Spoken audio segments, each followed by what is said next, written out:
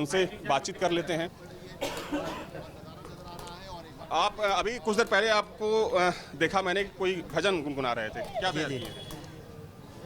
देखिए जो है 500 सालों की जो है बलिदान, 5 सालों के संघर्ष के बाद जो है मंदिर बना हुआ है।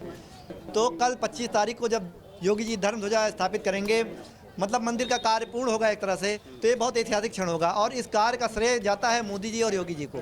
तो मैंने एक गाना बनाया है कि जब से आए मोदी योगी राज है आया, हो जब से आए मोदी योगी राज है आया, तब ही जाके राम का मंदिर है बन पाया। 25 से लहराएगा भगवा अपना प्यारा, राम राज फिर आएगा हमारा तुम्हारा, तुम्हारा हमारा। जय श्री राम। तो आपने सुना, चूंकि हर कोई भक्ति भाव से विभोर इस वक्त अयोध्या में नज़र आ रहा है, क्योंकि देखिए ये जगह ही वैसी है कि अगर आप यहाँ पर आते हैं तो खुद को भावुक हुए बिना रोक नहीं सकते, क्योंकि ये वो जगह है चूंकि इसको बलिदान की धरती भी कहा जाता है, क्योंकि जिस तरीके से कई कारसेवकों ने कार सेवा के दौरान अपनी जान गंवाई, वो अपने आप में ऐतिहासिक है। और इसीलिए शायद कोठारी बंधुओं को याद किया जाता है कि किस तरीके से गोली मारकर उनकी हत्या कर दी गई। इसी अयोध्या में यहाँ से थोड़ी ही दूरी पर, जिसे खूनी गली कहा जाता है, क्योंकि जब कार सेवा उस वक्त हो रही थी तो उसी गली में जो कार सेवक थे वो छिपने की कोशिश कर रहे थे, लेकिन तब तक फायरिंग होती है और वहाँ पर कार सेवकों की लाशें बिछ जाती हैं।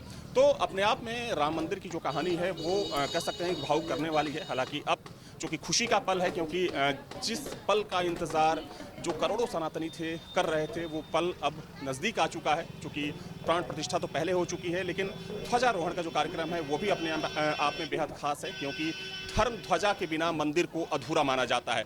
तो मंदिर जो है संपूर्णता की तरफ अग्रसर है, यानी कि मंदिर का जो निर्माण कार्य है वो पूरा हो चुका है। हालांकि परिसर के अंदर जो दूसरे निर्माण कार्य हैं वो अभी भी जारी रहेंगे, चाहे हम लाइब्रेरी की बात करें, संग्रहालय की बात करें या दूसरे निर्माण कार्यों की बात करें, तो वो चलता रहेगा। लेकिन ये इस वक्त की तस्वीर है, ये इस वक्त हलचल नजर आ रही है अयोध्या में, और चाहे कोई भी श्रद्धालु हो, कहीं से भी आया हो, क्योंकि इन तस्वीरों को वो अपने मोबाइल में एक बार कैद जरूर करना चाहता है। हालांकि कल पूरे दिन माना जा रहा है कि कल पूरे दिन आम श्रद्धालुओं की एंट्री यहाँ पर बंद रहेगी। जी देखिए, निश्चित तौर पर अविनाश, जैसे जैसे आप तस्वीरें वहां पर दिखा रहे हैं और आपने लोगों से बातचीत भी करी, तो प्राण प्रतिष्ठा के वक्त का समय भी अभी याद आ रहा है कि उस वक्त भी लोग काफी ज्यादा भावुक हुए थे। और जैसा कि आपने कहा कि ध्वजारोहण के बिना मंदिर अधूरा था, और अब चूंकि यहाँ पर ध्वजारोहण हो जाएगा और पूरा यहाँ पर एक तरह से घोषणा हो जाएगी कि अब पूर्ण रूप से ये स्थापना हो चुकी है और राम मंदिर हमारा हो चुका है। और लगातार हम गाने भी सुन रहे हैं, किस तरह से लोग इनोवेटिव यहाँ पर गाने भी बना रहे हैं, क्योंकि यहाँ पर इमोशनल कनेक्ट, क्योंकि मैं बार बार इस बात का जिक्र कर रही हूँ, लोगों का इमोशनल कनेक्ट राम मंदिर से काफी ज्यादा है। एक लंबा संघर्ष यहां पर उनके द्वारा किया गया, उसके बाद उनकी प्राण प्रतिष्ठा हुई, फिर ध्वजारोहण की तस्वीरें हम देख रहे हैं। और खास तौर पर कल के कार्यक्रम की अगर बात करें अविनाश, यहां पर चूंकि प्रधानमंत्री नरेंद्र मोदी यहां पर मौजूद रहेंगे और उनके स्वागत में भी एक खास बात है कि अलग अलग समाज के, अलग अलग बिरादरी के लोग उनके स्वागत में खड़े रहेंगे। अविनाश,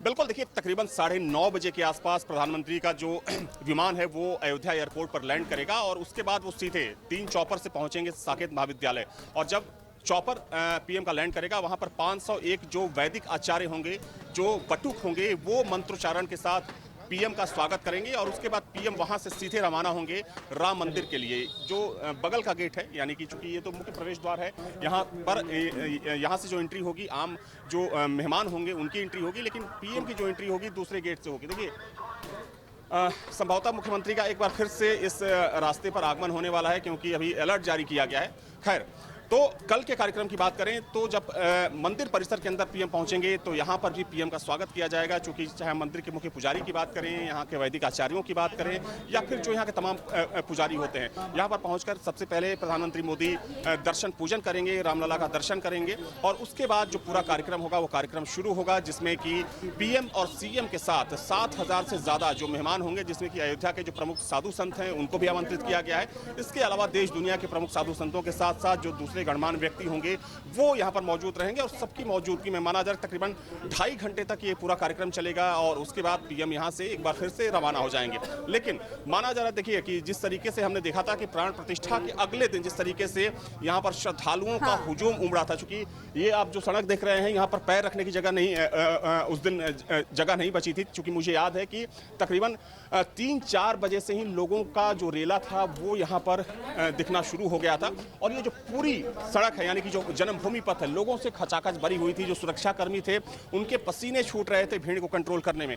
तो एक बार फिर से यही उम्मीद है कि परसों यानी कि ध्वजारोहण के बाद परसों जब मंदिर का प्रवेश द्वार खोला जाएगा आम श्रद्धालुओं के लिए, तो वैसी ही भीड़, वैसी ही तस्वीर यहाँ पर नजर आने वाली है। क्योंकि देखिए चूंकि कल दर्शन यहाँ पर बंद रहेगा, तो जाहिर सी बात है कि जो इच्छुक लोग हैं, और चूंकि अब तो हर कोई चाहेगा कि एक बार आकर संपूर्ण मंदिर की तस्वीर को वो देख सके, जो प्रभु राम का घर बना है वो उस घर में किस तरीके से विराजमान है, विराजित हैं, उसको देख सके। तो हर किसी की इच्छा होगी, हर हिंदू, हर सनातनी की इच्छा होगी कि एक बार कम से कम अपने जीवन में आए। तो माना जा रहा है कि परसों जो यहाँ पर भीड़ होगी बहुत ज़्यादा रहने वाली है।